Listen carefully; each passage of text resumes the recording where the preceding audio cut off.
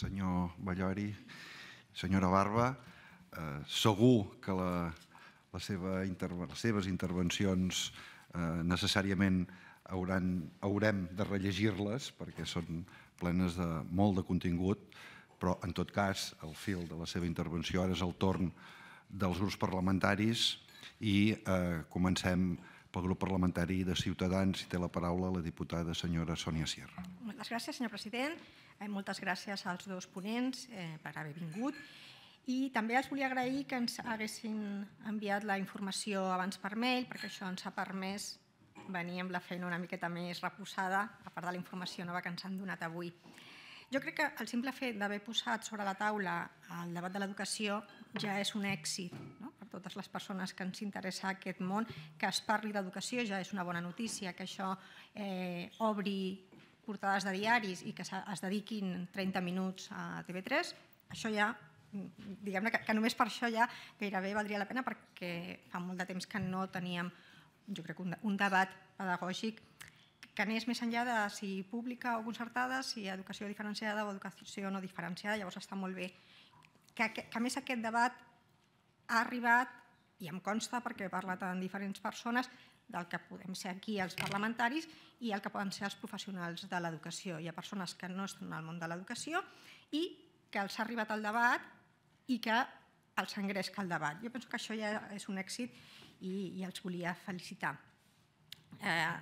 És evident, i és una cosa que reiteren a la informació que ens han passat, que el sistema educatiu ha de canviar i, de fet, les dades que ens acaben de donar de fracàs escolar i de la manca d'equitat del sistema educatiu són una mostra més del que nosaltres sempre repetim, que el model educatiu català no és un model d'èxit. No podem parlar de model d'èxit amb aquestes xifres d'abandonament escolar i amb aquestes diferències d'equitat educativa quan una persona, segons l'entorn socioeconòmic en el que ha nascut, té 5 vegades més possibilitats de fracassar escolarment. El que passa que també m'agradaria dir que quan llegia aquesta documentació i altres vegades que he sentit parlar, jo no acabo d'estar d'acord en això que repeteixen que com que les classes fins ara es feien com feia 50 anys. Ja no parlo jo com a professora, és que fins i tot jo com a alumne no vaig rebre les classes com fa 50 anys. L'educació que jo vaig rebre no era memorística, era que les coses s'havien d'entendre i s'havien de comprendre per poder-les saber.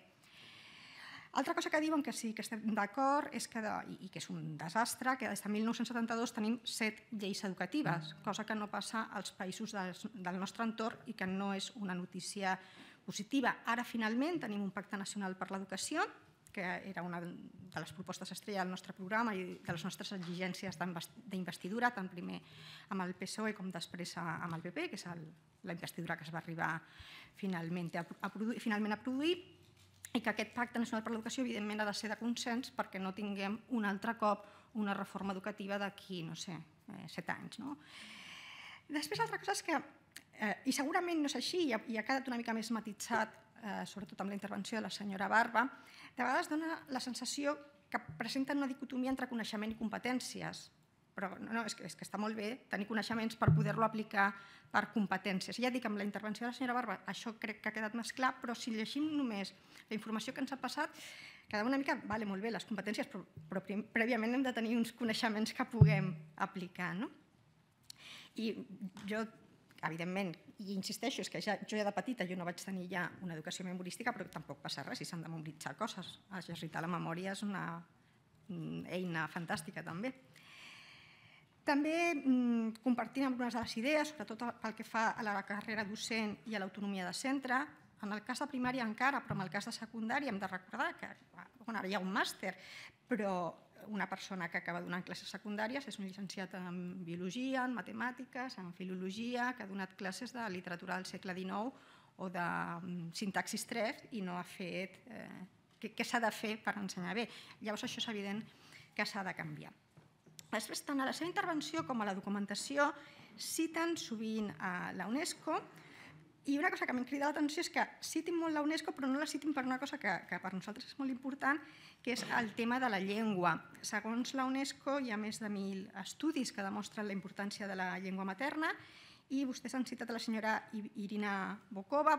Podria haver agafat més declaracions, però aquesta és del febrer de 2017, és a dir, són les darreres, y diu, cito textualment, la educación y la información en la lengua materna son esenciales para mejorar el aprendizaje y fomentar la confiança i l'autoestima. Llavors, quin paper li donen a la llengua materna? I, evidentment, no s'hi val és que aquí no tenim dues llengües maternes, tenim no sé quantes. Sí, clar, però majoritàriament hi ha una i, en segon lloc, hi ha una altra. Com es treballa, des de la seva perspectiva, la llengua materna? Quina importància té, sobretot, amb el tema de la lectoescriptura? I continuo amb el tema de la lectura en aquest cas. I a mi em preocupa aquest principalment.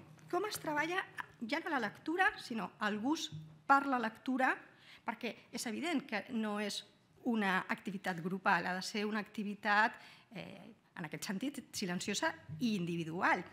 No la lectura per poder aplicar després aquests coneixements, sinó simplement el gust per la lectura. I precisament avui ha sortit a La Vanguardia que l'Associació Espanyola de Comprensió Lectora es queixava que en aquests projectes innovatius es destaca molt les ciències socials i les socials, però molt poc el tema del gust de la lectura. I finalment hem tingut anys de retallades ferotges a l'ensenyament. Com apliquem en un moment que el professorat té les pitjors condicions laborals i econòmiques dels darrers temps, això que suposa una inversió de temps, i com es formen els professors en un moment que ensenyament ha retallat de forma brutal la formació presencial. Moltes gràcies. Gràcies a vostè, senyora Sierra. Ara és el torn del grup parlamentari socialista, la diputada senyora Esternigó. Gràcies, senyor president. Moltes gràcies als compareixents, al senyor Ballol i a la senyora Agnès Barba per la compareixença. Realment jo penso que és una intervenció que han estat per mi intervencions brillants i que, malgrat que ja ens ho havien enviat abans i que per tant hem tingut oportunitat de mirar-nos-ho d'entrada, però els vull felicitar. I com deia, agrair aquestes aportacions. Jo crec que també demostra la solidesa dels arguments que hi ha darrere del seu projecte, el compromís també de professionals com vostès, i en aquest sentit dir-li per endavant que els hem d'agrair molt aquest projecte col·lectiu, que celebrem la iniciativa i li dic de veritat, malgrat les observacions que sí que li voldria fer a continuació, que algunes ens preocupen, però d'entrada dic que ens assumem molt convençuts al carro del canvi educatiu sistèmic que pensem que hi ha darrere i que entre tots hem d'aconseguir, en la línia també del repensar l'educació de la UNESCO, que publicava ja fa uns anys, i tot d'alguna manera per superar les limitacions que venim arrossegant fa dècades del model que tenim, que jo crec que com tot és millorable, però segurament toca posar fil a l'agulla, sobretot en el sentit que segurament no pot donar resposta als reptes i a les necessitats del nou segle. Es parlava de la revolució tecnològica, de la robotització, en fi, de tants reptes socials que també hi ha. I manifestat el nostre suport i sobretot també el que es comentava, hem d'anar a currículums més enfocats a competències, a model d'avaluació més continus, més globalitzats. El tema de la persona com a centre d'aprenentatge, tot això ho compartim i ens sembla fantàstic, però també sí que he de dir, i no té a veure amb vostès, però segurament el que fa el departament, o millor dit el que no fa, això sí que ens preocupa més. De fet, miràvem partida pressupostària i evidentment hi ha més temes que no recursos, però no es destina ni un euro del pressupost en innovació educativa, quan, per exemple, el 2010 la partida que s'assignava superava el 1.000.000 d'euros. I creiem, per tant, que el departament no està promovent el que podia ser una extensió del coneixement o de l'experiència del seu projecte a tota la xarxa educativa del Servei d'Educació de Catalunya, el conjunt. I, per tant, li volia demanar si podien concretar quines complicitats tenen a nivell d'administracions i el paper que fa cadascuna. Parlava de la Diputació de Barcelona, li volia demanar en aquest sentit el departament en què els acompanya, en què el dona suport, quin és el paper que fan o podrien fer els ajuntaments, si és que en fan algun, els consells comarcals, i si podia concretar encara més el paper de la Diputació. Sobre el Consorci d'Educació de Barcelona sí que volia destacar el que per nosaltres és una gran experiència, la de Barcelona, que ens sembla molt positiva, precisament per aquesta voluntat d'impulsar un canvi educatiu a totes les escoles abans del 2020 i, per tant, amb la idea que la renovació pedagògica no es limiti només a uns determinats centres, sinó que sigui generalitzada. Això ens sembla molt positiu. I això, per tant, entenem que requereix un compromís i aquí sí que l'hem trobat a l'Ajuntament de Barcelona.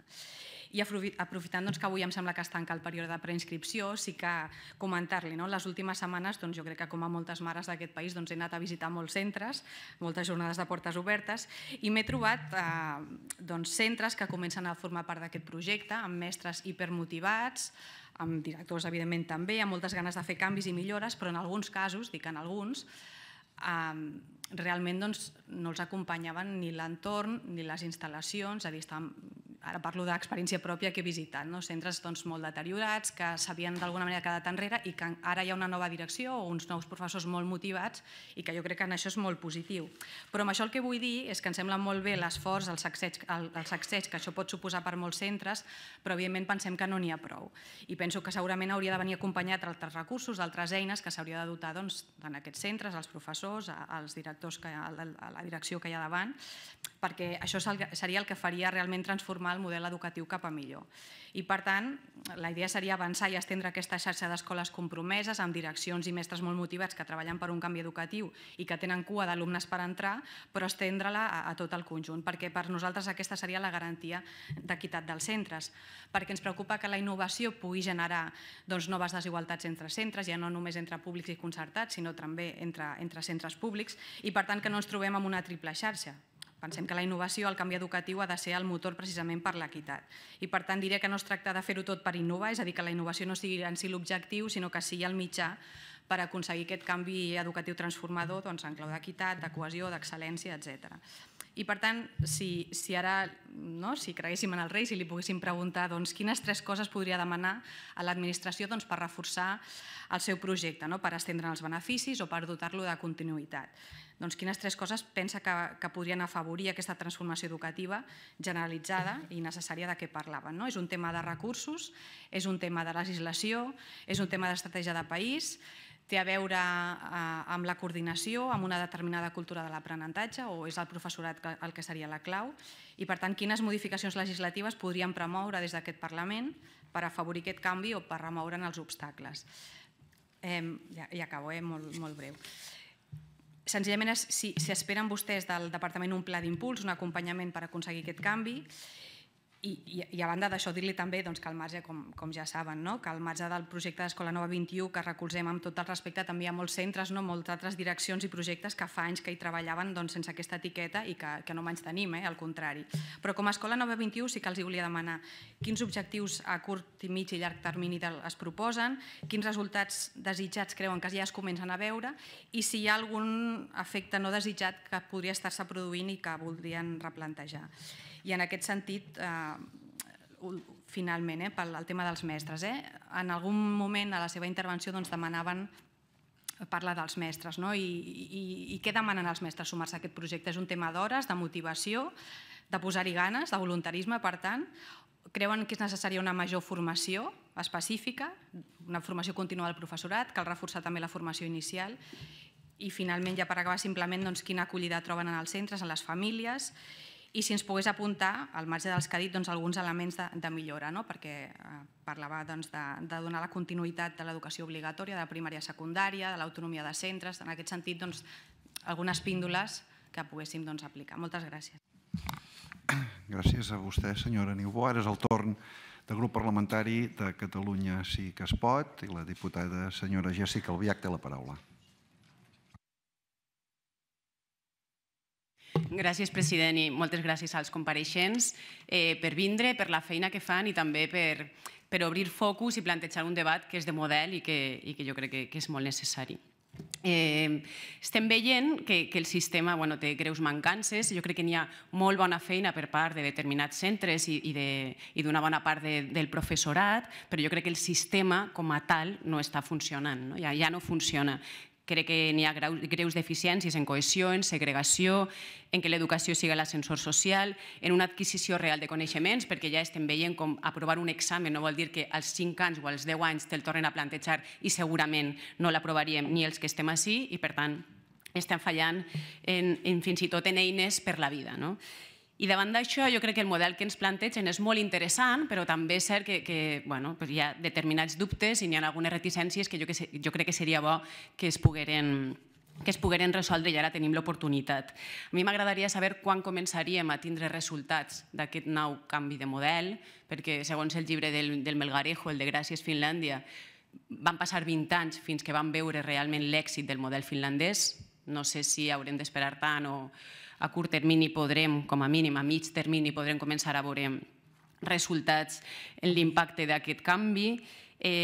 Després, clar, Catalunya no és Finlàndia, els índexs de corrupció que tenim així no són els que tenen allà i a mi em preocupa la manera en la que es fa la selecció del professorat. Crec que hem de garantir que siga una selecció acurada i també quina ha de ser la formació i quines han de ser les actituds vitals que tinguen aquestes persones, quines són les capacitats. M'agradaria saber també com s'està treballant o com es fomenta la lluita contra la segregació escolar. És un tema greu a Catalunya, fins i tot el síndic ha plantejat treballar en un pacte de país per tractar de solucionar-ho. M'agradaria saber com s'encaixa el model o el projecte pilot que estan treballant amb aquesta lluita que hem de fer entre totes i si es donen els mateixos recursos als centres concertats i als centres públics independentment d'on estigui aquest centre públic, perquè el punt de partida no és exactament el mateix. Un altre dubte que se'm planteja és un moviment que sorgeix de dalt a baix, no sé si està col·laborant la FAPAC, no sé quines entitats estan participant, no sé si els sindicats, alguns o tots, estan participant en aquest.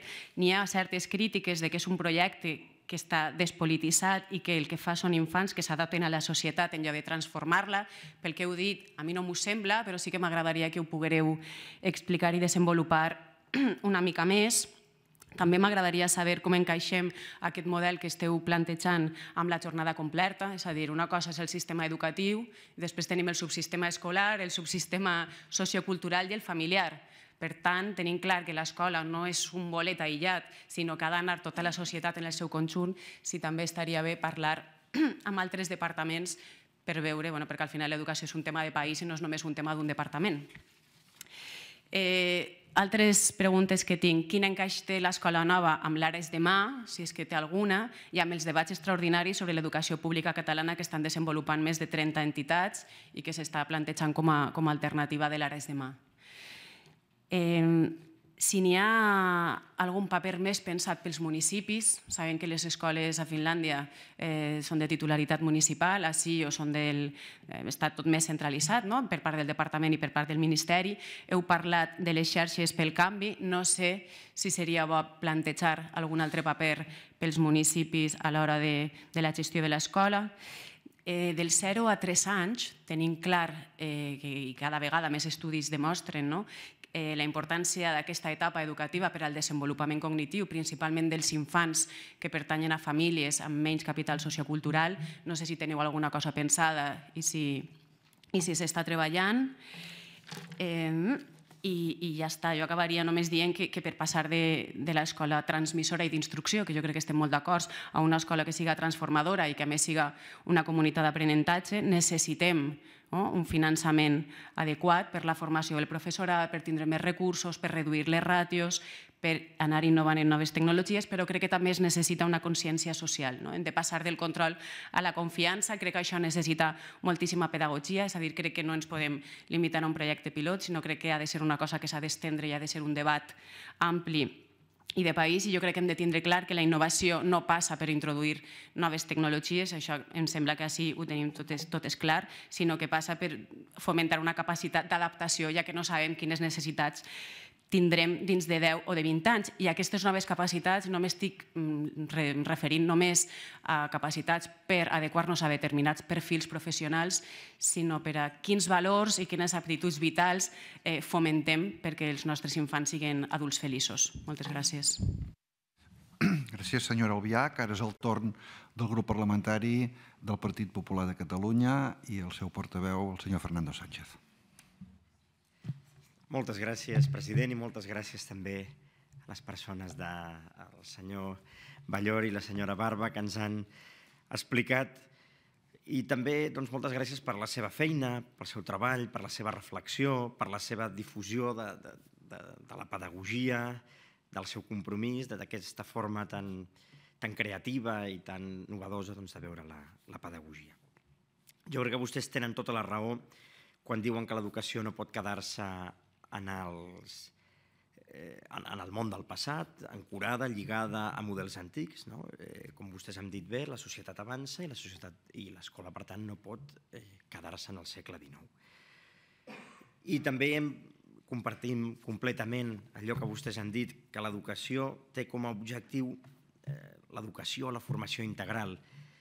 A mi em sembla aquest un concepte molt fecund que cadascú el deu haver llegit on l'ha llegit. Jo el vaig llegir a Jacques Maritain ja als anys, en llibres dels anys 30 i 40, no? I per tant, és un concepte que és compartit, que jo crec que tots és un punt de trobada, i per tant aquest és l'objectiu de l'educació, i vostès ho han dit clar, i no, i ara ho deia també la diputada de Catalunya Sí que es pot, l'adaptació a l'entorn.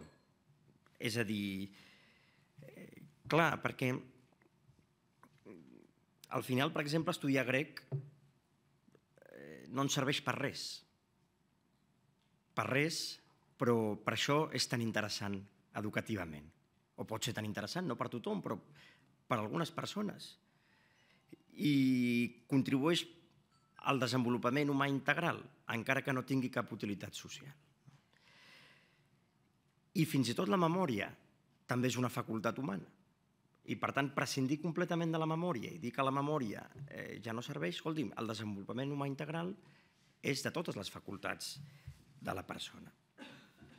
I en aquest sentit penso també que, per exemple, el coneixement. Ho deia la diputada de Ciutadans, les competències són cabdals, però també els coneixements. Ara que es parla de valors, del valor com a concepte filosòfic i pedagògic, és que el coneixement també és un valor en si. I el coneixement, clar, la construcció de coneixement, el coneixement més que construir-lo el descobrim, també col·lectivament.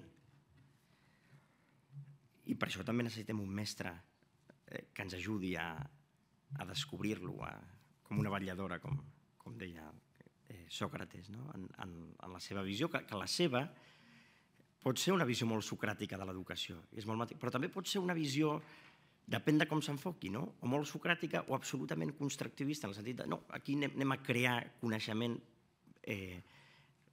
del tot. I per tant, és una tensió molt interessant. I nosaltres compartim, la veritat, la gran majoria dels punts que vostès han dit, i pensem que cal caminar envers una educació personalitzada. I vostès han posat l'accent aquí, i nosaltres el compartim, una educació personalitzada. Una educació que potenciï totes les intel·ligències. I això em sembla que és molt important i que segur que vostès ho fan. I no sé si ens poden explicar una mica més com treballen la diversitat d'intel·ligències humanes. També basat en competències, perquè efectivament abans he posat l'accent al coneixement, però clar, el coneixement al final hem de tenir, la diputada de Ciutadans deia no, primer coneixement i després competències per aplicar-ho. No, també hem de tenir competències per poder adquirir el coneixement, és a dir, que és una simbiosi. I miri, nosaltres al final tenim un model molt clar i és d'àmplia llibertat. És a dir, ens sembla molt bé que hi hagi moltes escoles que segueixin el seu model.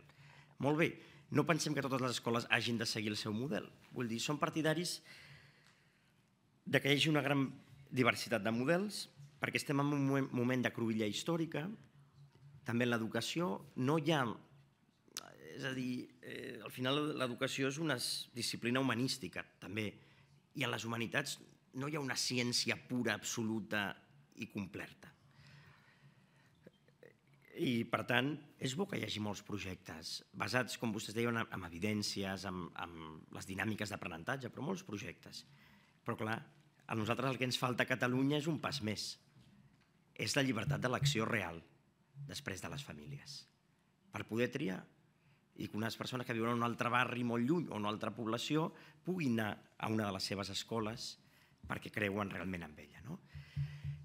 I potser la clau final és el tema de l'avaluació, perquè nosaltres sí que pensem que l'administració té la responsabilitat d'avaluar, hi ha d'haver molta llibertat pedagògica, però després una avaluació, però sí que és veritat que, clar, que l'avaluació s'ha de plantejar perquè sigui adequada a tots els models pedagògics i no només a un model, diguéssim, de transmissió memorística. I suposo que aquí vostès també demanen que s'actualitzi els models d'avaluació i els vull preguntar si han pensat com es pot fer. Moltíssimes gràcies. Gràcies a vostè, senyor Sánchez. Ara és el torn del grup parlamentari de la candidatura d'Unitat Popular, Crida Constituent, i en el seu nom, el senyor Carles Riera.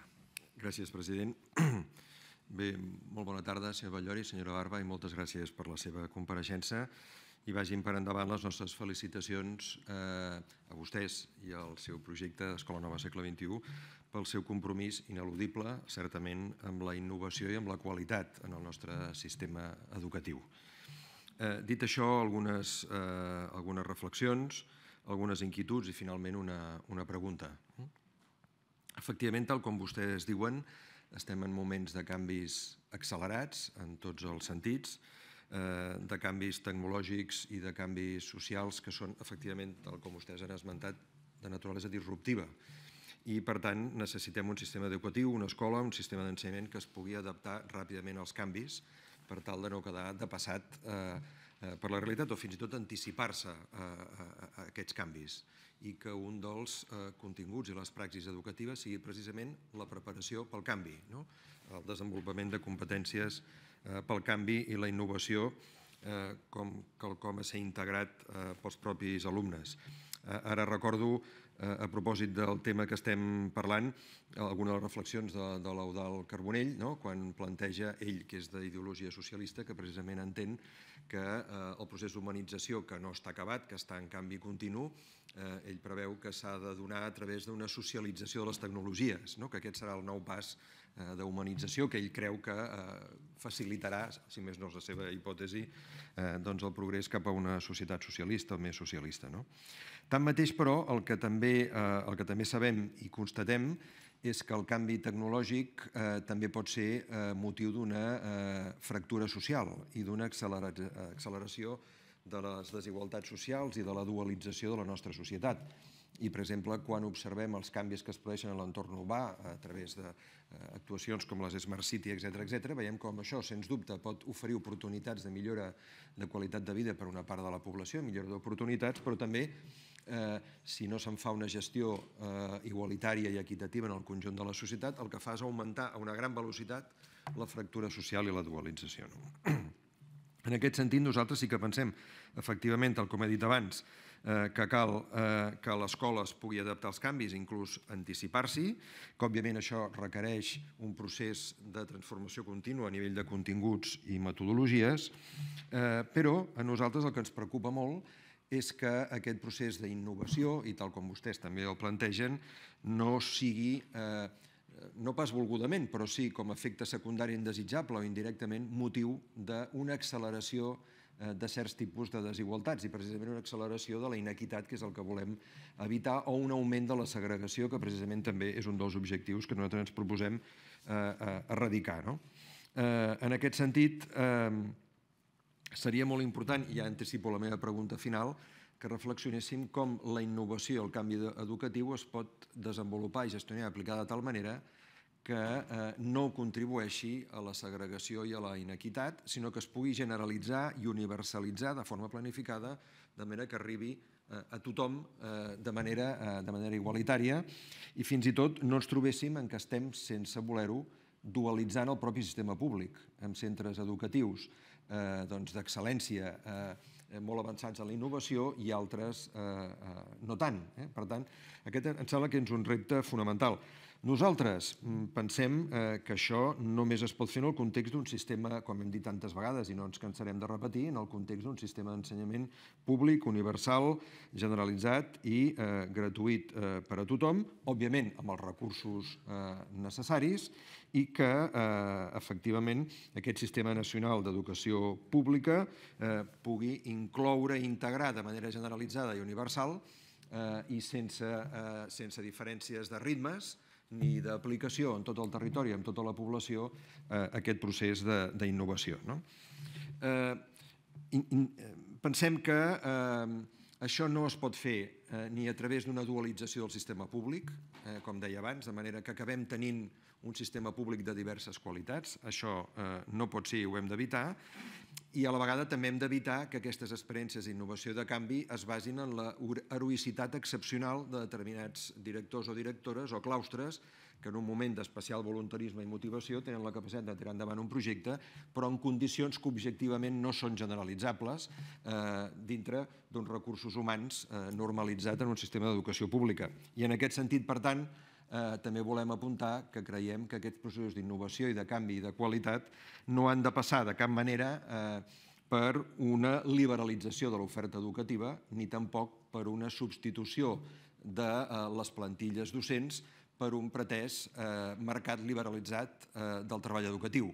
Pensem que aquest no és de cap manera el camí, sinó que hem d'anar per una altra banda, precisament, a reforçar un sistema públic, planificat, igualitari per a tothom, que efectivament prepari a les nostres alumnes amb una adequada educació emocional. Jo crec que és un tema que també hem de tenir molt en compte en els currículums educatius, l'educació emocional, l'educació relacional, la capacitat de cura de si mateixa i dels altres, òbviament. Com vostès han dit, la capacitat de desenvolupar coneixements i aprenentatges que a la vegada ens permetin ser crítics amb la gestió de la llau d'informació disponible cada vegada més gran i, òbviament, també amb la capacitat crítica, lliure i creativa de fer ús de les tecnologies, sense magnificar-les o sacralitzar-les, preparant-nos, per tant, no només per l'empresa, sinó pel conjunt de la vida, inclòs el treball.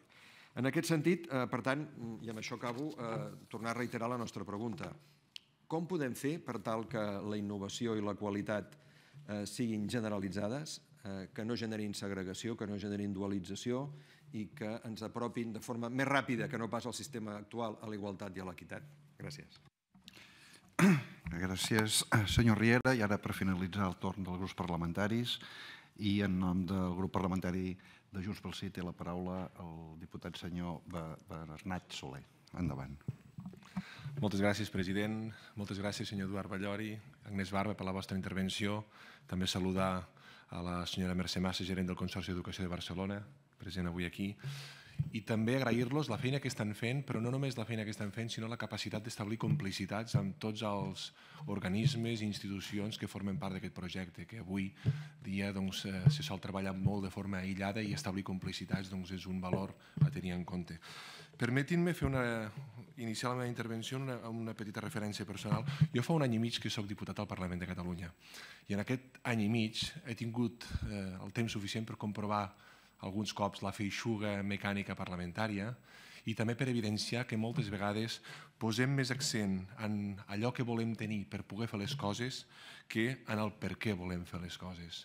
Moltes vegades en aquesta comissió d'ensenyament posem molt èmfasi en debats sobre les infraestructures, els equipaments, sobre si la titularitat ha de ser pública, ha de ser concertada, o fins i tot resoldre els problemes que han estat derivats a partir de la recessió econòmica i que considero que són totalment indispensables i se n'ha de parlar, però gairebé el 80% de les propostes de resolució que s'han presentat en aquesta comissió han anat en aquesta línia. I precisament aquell element fonamental pel que estem aquí i pel qual està enfocat el servei educatiu del nostre país, que és l'alumne o el jove, l'infant, hi dediquem poc temps. I per tant, com a diputat novell, vull posar en èmfasi aquest element. Per nosaltres, el coneixement de per si, entès com una acumulació de continguts, va perdent el sentit. I va perdent el sentit precisament amb una referència que vostè feia en la compareixença al Congrés de Diputats, en el que deia que la major part de dades que avui estan presents a la nostra societat s'han generat en aquests 2 últims anys. Per tant, les limitacions que tenim com a persona a l'hora de retenir continguts fan inviable plantejar una educació a partir de l'aprenentatge i de la retenció d'aquests continguts. En tot cas, el que sí que és important és que eduquem per tal que els nostres alumnes estableixin relacions entre aquestes dades, entre aquests coneixements, i a partir d'aquí puguin desenvolupar un model de vida basat en el benestar i basat en la dignitat. Un model educatiu també que sigui garant de l'equitat, de la igualtat d'oportunitats, sigui d'on sigui l'alumne, vingui d'on vingui, es digui com es digui i hagi nascut on hagi nascut. També hem de tenir molt clar, i permetin-me l'expressió, no me l'agafin al peu de la lletra, que estem treballant amb el material més sensible que tenim a la nostra societat. Treballar amb joves i decidir, prendre decisions per a joves, és decidir com volem que sigui la societat del nostre futur. I en aquest sentit, de la mateixa manera que moltes vegades exigim l'excel·lència en molts àmbits, ens hem d'autoexigir aquesta excel·lència en un dels àmbits més importants per a la nostra societat.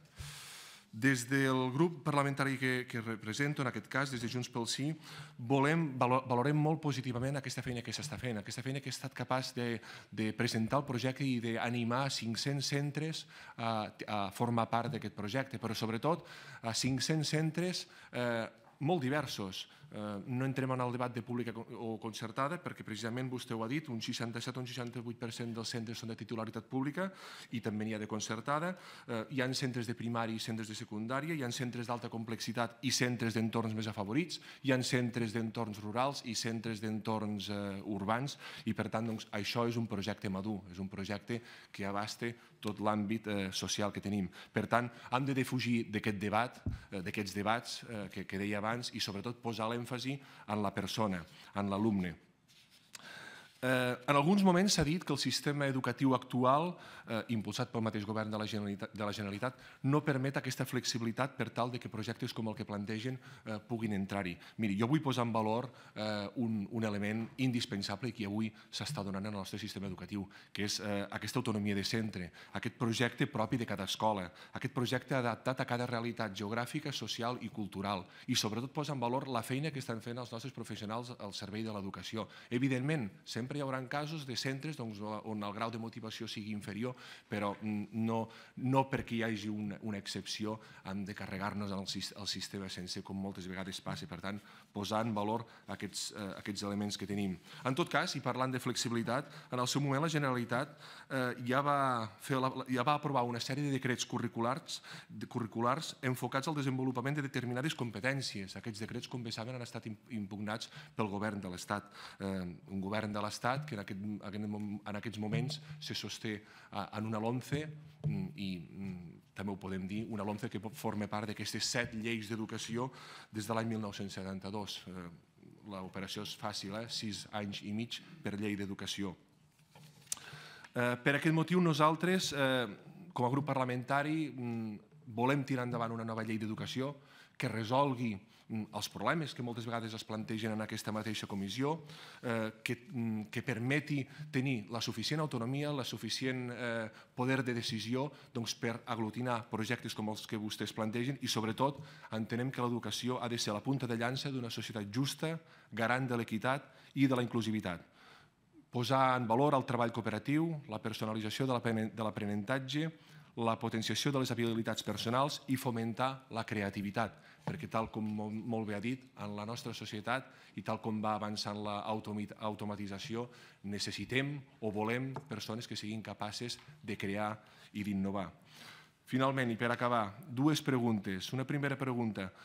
Han parlat poc de la família, del paper que ha de jugar la família en aquest projecte. Per tant, m'agradaria que exposessin com entenen el paper que ha de jugar la família en aquest projecte d'Escola Nova 21. I, per altra banda, vostès defugen de la valoració quantitativa de l'èxit, defugen de les notes, dels exàmens, etc. I, per altra banda, s'autoexigeixen uns nivells de qualitat en el projecte. Per tant, com es plantegen vostès avaluar-se a vostès mateixos i veure si aquest projecte ha tingut èxit o no ha tingut èxit? Moltes gràcies. Gràcies a vostè, senyor Soler.